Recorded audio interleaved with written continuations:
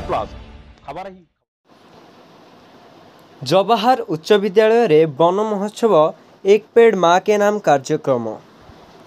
भंजनगर गोष्ठी शिक्षाधिकारी कार्यालय अधीनस्थ स्थानीय जवाहर उच्च विद्यालय ठारे 76तम वन महोत्सव पालन हो जाइछि। वृक्षर उपकारिता संपर्क में जनसचेतनता सृष्टि, परिवेश सुरक्षा और प्रकृति संरक्षण तथा एक पेड़ माँ के नाम कार्यक्रम संपादन पाई भंजनगर गोष्ठी शिक्षाधिकारी निर्देश प्रकार एवं बड़कोदंडा क्लस्टर सीआरसीसी श्री द्वितीय कृष्ण लेंका प्रेरणा और आह्वान क्रमे विद्यालयर भारप्राप्त प्रधान शिक्षक श्री मनोरंजन पंडा तत्वावधान में यह पवित्र कार्यक्रमटी अनुष्ठित होइतिला।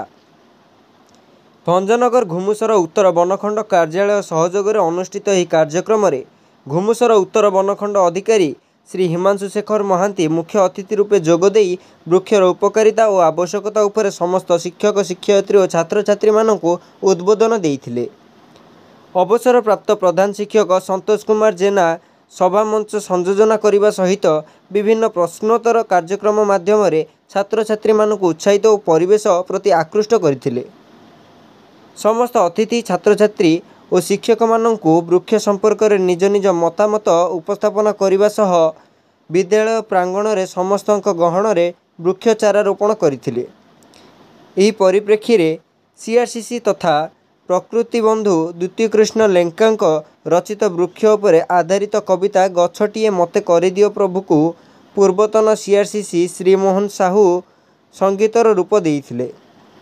एही कार्यक्रम में समस्त शिक्षक शिक्षयित्री छात्र छात्री पाचिका और सहायिका उपस्थित रही समस्त प्रकार साहाय्य और सहयोग करथिले। Ganjam Bhanjanagar Prafulla Kumar Maharana report Odisha plus news.